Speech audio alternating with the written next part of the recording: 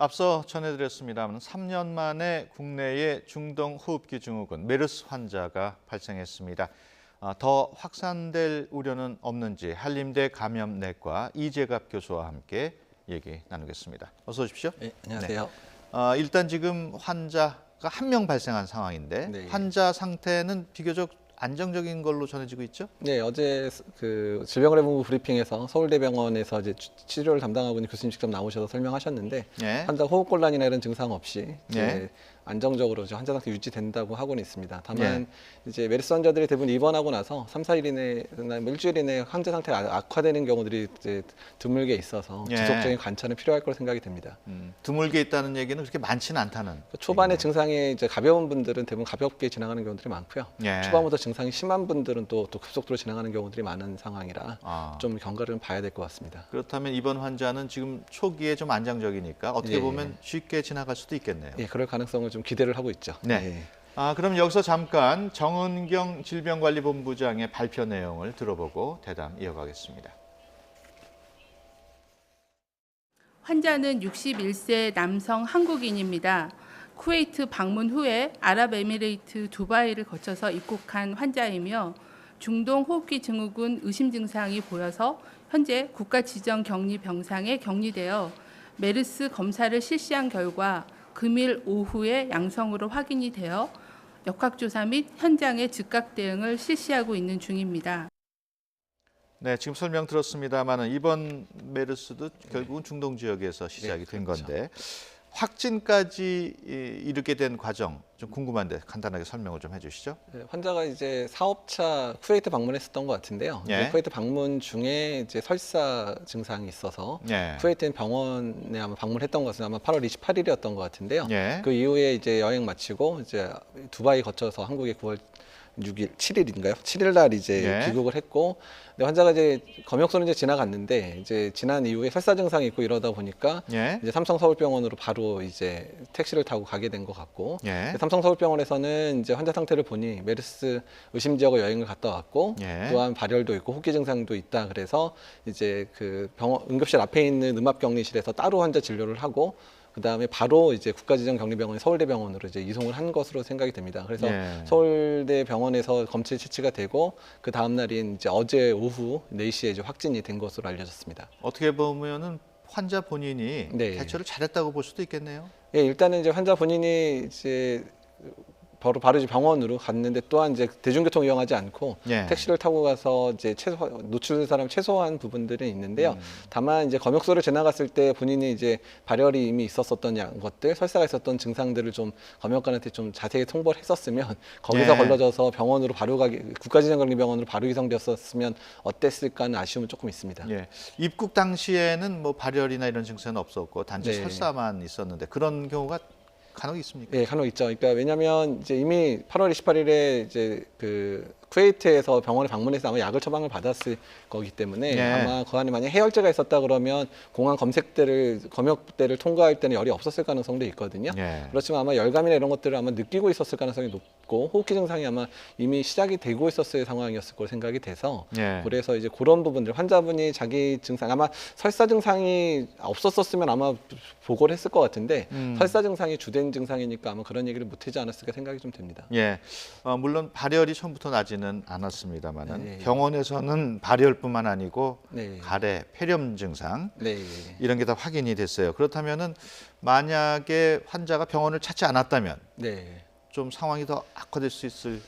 그렇죠. 것 환자가 같은가요? 증상이 심하지 않았거나 아니면 환자가 병원에 증상이 심하지 않 갔다가 증상이 좀 더 악화돼서 방문했다면 환자 상태도 이제 안 좋아졌을 가능성도 높게 되고요. 예. 그리고 이제 뭐 삼성서울병원은 실제로 이제 예전에 메르스 경험이 있기 때문에 그 이후에 상당한 변화를 겪어서 이런 환자 대응에 대한 준비를 철저히 하고 있었기 때문에 됐는데 만약에 네. 이제 이런 준비가 조금 잘 안 돼 있었던 병원에 방문했었으면 병원 내 의료진 노출이나 이런 부분들이 또 발생했을 가능성도 배제할 수는 사실 없습니다. 어떻습니까? 메르스란 질병이 네. 전염 가능성이 아주 높습니까? 어떻습니까? 메르스는 그러니까 지역 사회 내에서의 전파 양상이 그렇게 높지 않다고 계속 알려져 있습니다. 예. 사우디 안에서도 실제 뭐 낙타나 이렇게 노출돼서 발병하는 사람이 절반 정도, 예. 그다음에 나머지 40%는 병원에서 노출돼서 발생되는 경우고요. 지역 예. 사회 내에서 실제 전파 사례는 10% 이내로 알려져 있고, 지역 사회 내도 가족처럼 아주 긴밀한 접촉일 때만 전파된다 이렇게 알려져 있어서 이렇게 그냥 지나가면서 스쳐서 지나가면서 감염되거나 이런 거는 저희 거의 보고가 없는 상황이거든요. 그래서 지역 사회 내 확산은 크게 높지는 않을 거라 예상이 됩니다. 그래도 이 환자하고 접촉한 사람들 네. 예의주시해야 되겠죠. 당연히 그래야 되고요. 이제 밀접 접촉자들, 가족 수준의 접촉자들 같은 경우에 이분이 두바이에서 한국 들어오는 비행 시간이 상당히 길었기 때문에 예. 뭐 그 같은 주변에 있는 이제 승무원들이라든지 아니면은 탑승객들 같은 경우는 뭐 가족 수준의 노출이 있었다고 말할 수 있기 때문에 이미 이제 뭐 자가격리가 지금 된 상태로 알려져 있고요. 또 예. 택시 기사도 택시 안에서 거의 1시간 정도 같이 있었을 거기 때문에 예. 그런 분들도 지금 노출이 이제 밀접 노출로 확인이 돼서 현재 격리가 된 것으로 알고 있습니다. 예. 이번 환자가 그 메르스에 감염된 장소가 쿠웨이트로 지금 네, 예. 추정이 되고 있는데 쿠웨이트 경우에는 비교적 메르스 청정 지역이다 이렇게 그동안 알려져 왔거든요. 예, 그렇죠. 2016년 10월에 마지막 환자 발생한 이후에 발생을 안 한 것으로 되어 있습니다. 그렇지만 중동 지역이 워낙에 이제 인적 교류가 이제 활발한 지역이기 때문에 네. 지금 사우디아라비아에서 올해만 100여 명 넘게 환자가 발생을 했거든요. 그래서 뭐 사우디에 갔다 온 사람들이 있거나 뭐 이런 식의 상황에서 쿠웨이트 병원 안에서 아마 감염자가 아마 같이 이제 뭐 응급실을 이용했다든지 이러지 예. 않았을까 생각이 드는 상황입니다. 예. 보건당국은 지금 환자와 관련된 밀접 접촉자를 자택 격리 조치했습니다. 그 내용을 잠시 들어보겠습니다. 현재까지 파악한 밀접 접촉자는 총 20명입니다. 검역관 1명, 출입국 심사관 1명, 항공기 승무원 3명, 항공기에 같이 탑승한 밀접 접촉자 10명, 삼성서울병원 등 의료진 4명, 가족 1명 등 총 20명이며 추가적인 접촉자 조사는 계속 진행되고 있어서 앞으로 접촉자 숫자는 좀 더 증가 변동할 수가 있습니다. 네, 지금 발표 내용 보셨듯이 접촉자 더 늘어날 가능성이 있다고 말씀을 했는데 그 사이에 한 명이 더 늘어나서 21명이 됐습니다. 환자가 택시를 타고 병원으로 이동했는데 그 택시 기사까지 포함이 돼서 지금 21명이 밀접 접촉자로 분류가 되고 있습니다. 어떻습니까? 21명 정도면은 그 밀접 접촉자가 많다고 봐야 되나요? 좀 적다고 봐야 되나요? 상당히 적다고 볼 수 있는데요. 예. 그러니까 이제 2015년 같은 경우에 평택 성모병원에서 첫 번째 환자 발생했을 때 그때 방역 범위를 좁게 설정했음에도 불구하고 100여 명 이상이 초반에 노출자로 확인이 됐거든요. 예. 그러니까 이제 진단된 시까지 시간이 많이 끌리면서 노출된 사람이 많았어서 예. 그랬고요. 그리고 2015년 전체 이제 격리자는 16,000명이 넘었을 정도였기 때문에 현재 20명 정도로 이제 추정되는 밀접 접촉자는 상당수 적은 숫자고 그게 이제 진단까지 시간이 짧았기 때문에 이 정도로 이제 최소화된 거로 생각이 됩니다. 네, 이런 밀접 접촉자 일단 격리가 되면은 그 네. 격리는 언제 해제가 됩니까? 현재 이제 체장 이제 잠복기를 2주 14일로 보고 있기 때문에요. 네. 이제 노출된 시점을 기준으로 해서 14일까지 증상이 있는지 없는지 자가격리 상태에서 모니터를 받게 되고요. 네. 14일이 지날 때까지 증상이 없으면 격리를 이제 해제받게 됩니다. 한 보름 정도 봐야 되겠네요. 예, 보름 정도 봐야 되죠. 그렇다면 이 자택 격리라는 게 네. 그냥 집에만 가만히 있으면서 외출은 안 되는 건가요? 그렇죠. 외출은 안 하도록 지금 권장이 됐고 그런 방역 예전에는 이제 그거에 대한 처벌 조항이 없었는데요. 그런 방역 조치에 대해서 만약에 본인이 자유로 거부하게 되면 일부 이제 그런 처벌에 대한 부분들이 예. 감염병 예방법이 추가된 것으로 알고 있습니다. 자택에서 격리가 된다면 네. 가족들은 어떻게 되나요? 보통은 이제 저희가 그래서 자택격리자에 대한 이제 안내 지침들이 있는데요. 예. 되도록이면 이제 가족들과는 이제 다른 공간을 쓰도록 말씀을 드리고 마스크를 꼭 착용하도록 하고 있고요. 일단 예. 보건소에서 방문해서 마스크나 이런 자가격리에 필요한 여러 손세정제라든지 이런 물품들은 지급을 하고 있습니다. 예. 앞서 그 보름 14일 정도 이제 네. 지켜봐야 된다고 했는데 이 시기가 굉장히 중요한 시기겠네요. 예, 그렇죠. 그러니까 지금 이 환자가 쿠웨이트에서 8월 28일에 노출됐던 거로 보더라도 지금 한 열흘째 되는 시점에서 예. 이제 발병이 된 것으로 생각이 되는 시점이고 예. 또한 노출자들도 마찬가지로 앞으로 14일 이내에 이제 환자들이 추가 환자가 발생할지 않을지에 대한 부분들이 이제 앞으로 추가 노출자가 생길 수 있는지 없는지까지 결정을 하기 때문에 만약 14일 이내에 추가 환자가 없다면 이번에는 이제 환자 1명 발생하는 것들로 마무리가 될 수 있는 상황이 생각이 됩니다. 예. 앞서 3년 전 상황도 잠깐 언급을 하셨습니다만 지난 2015년이죠. 그때 5월에도 메르스 환자가 사우디아라비아를 다녀오면서 감염이 됐습니다. 당시에는 186명이 감염이 됐고 38명은 목숨까지 잃었습니다. 당시에는 왜 이렇게 감염자도 많고 희생자도 이렇게 발생을 했을까요?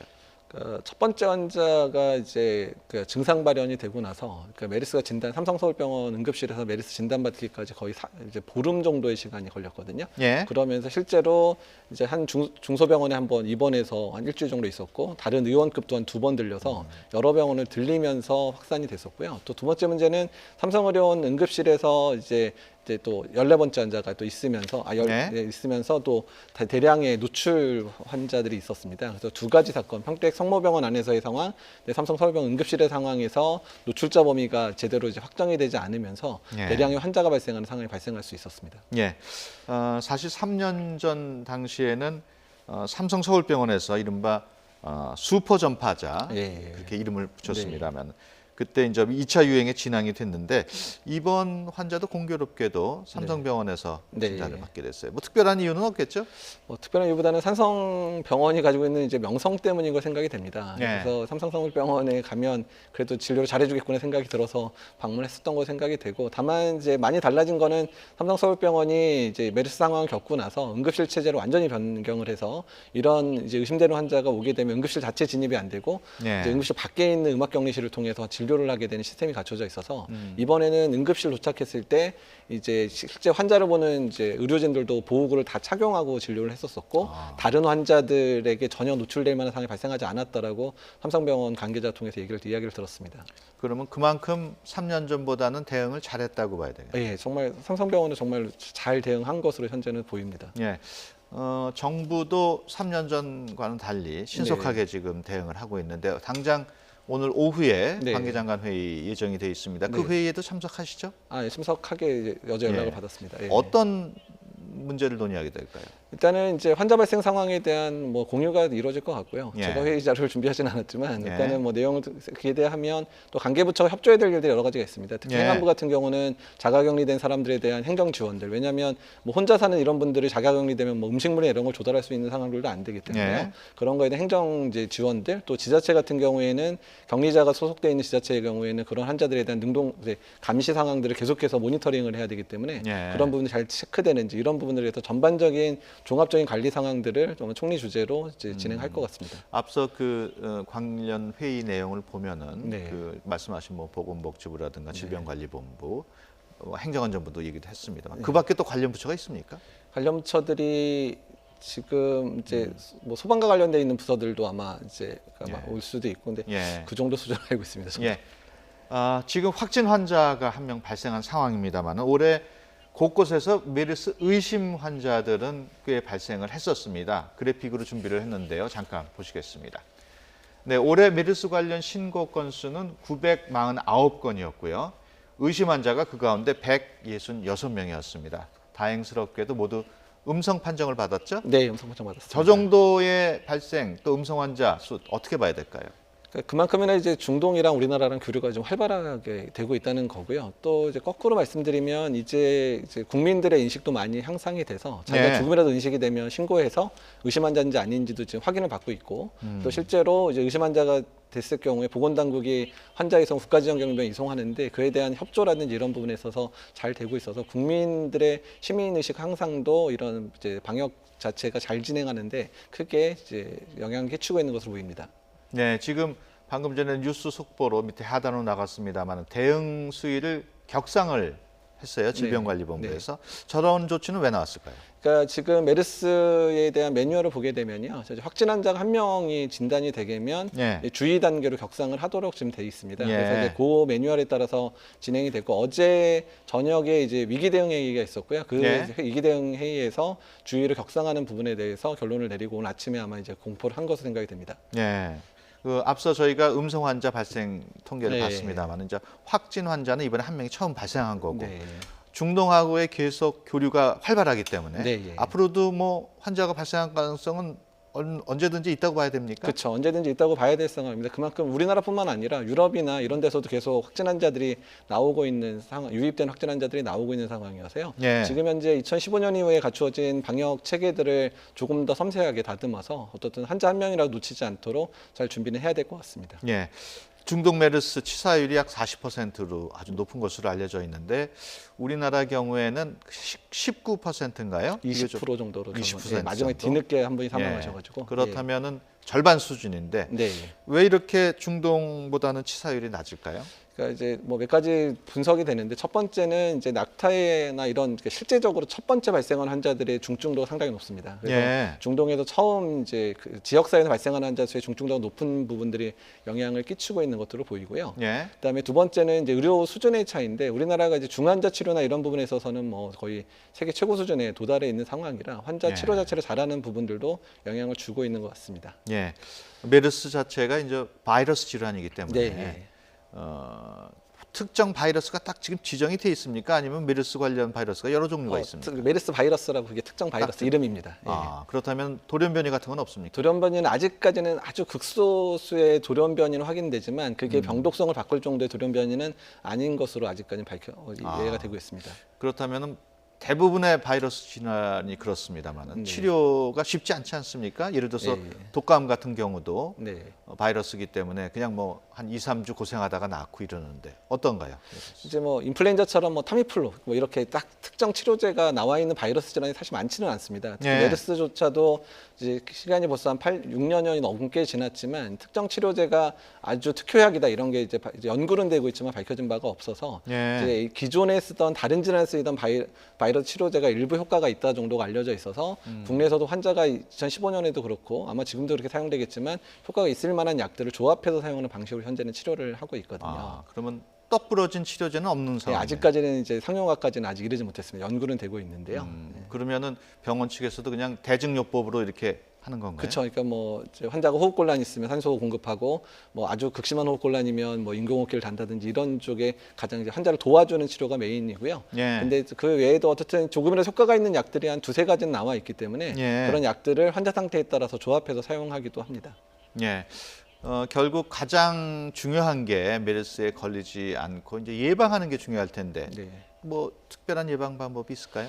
그러니까 메르스라는 거 자체가 바이러스에 감염되지 않아야 되는 거기 때문에 노출되지 않아야 되는 상황들입니다. 그래서 예. 이제 중동 여행을 이제 할 경우에 특히 낙타하고 접촉되는 그런 관광 코스들은 절대 이제 피하시는 게 좋을 것 같고요. 그다음에 이번 환자처럼 병원에 방문하는 경우에 노출돼서 감염되는 사람들이 상당수 보고됩니다. 그래서 네. 정말 그 불가피하지 않은 상황에서는 중동 지역의 의료기관 방문을 최대한 자제해 주시는 게 이제 예. 좋을 거 생각이 되고요. 지금 예. 현재 국내 환자 명이 이제 발생한 상황에서는 이 환자에 노출돼 있던 그런 경로에 해당되는 이제 비행기 탑승자라든지 또 뭐 공항 내에서 직접 밀접 접촉했던 사람들이라든지 이런 분들 같은 경우에는 자기 증상들을 잘 확인해서 증상이 있는 경우에 바로 이제 보건당국에 신고를 하도록 이렇게 네. 안내가 필요합니다. 메르스 환자를 직접 진찰해 보신 경험이 예, 있으십니까? 저도 2015년도에 저희 병원에 이제 2명이 입원해 실제 진료를 했고 그 중에 한 분이 폐렴이 극심하게 진행해서 일주일 만에 사망한 적이 있었습니다. 그럼 그때 진료하실 때는 어떻게 좀 뭐 예방 조치를 좀 하시나요? 이제 개인 보호 다 착용하고 진료를 하게 됐고요. 네. 그래서 간호사나 뭐 의사나 다 그렇게 했고 아무도 이제 그렇군요. 추가 감염자는 없었습니다. 저희 예. 병원에서는. 그 일반 우리 국민 시청자 여러분이 또 메르스 하면 또 덜컹하고 걱정을 많이 하실 텐데 네.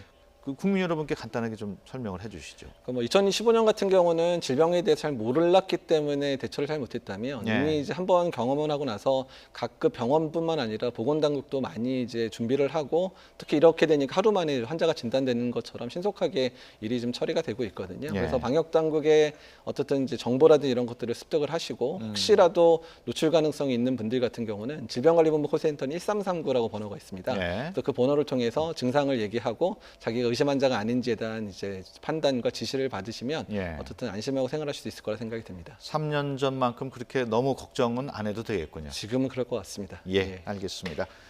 지금까지 한림대 감염내과 이재갑 교수와 함께 얘기 나눴습니다. 오늘 말씀 고맙습니다. 네, 감사합니다.